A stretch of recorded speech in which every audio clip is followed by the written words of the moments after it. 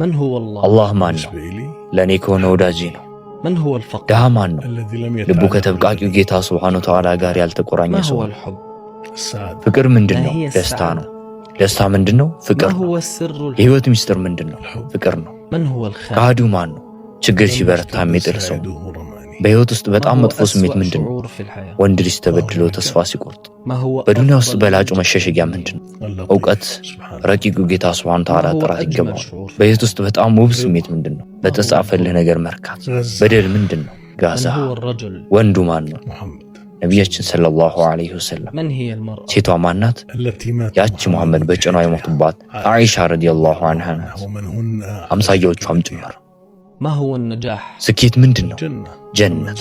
ከእሳትም የተራቀና ጀነትን የገባ ሰው በእርግጥ ምኞቱን አገኘ። ክስረት ምንድነው? ጀሃነም ነው። ከሳሪዎች ማለት እነዚያ በትንሣኤ ቀን ነፍሶቻቸውና ቤተሰቦቻቸውን ያከሰሩ ናቸው። ደካማ ማለት ቋጣሪ የሆነ ሰው ነው።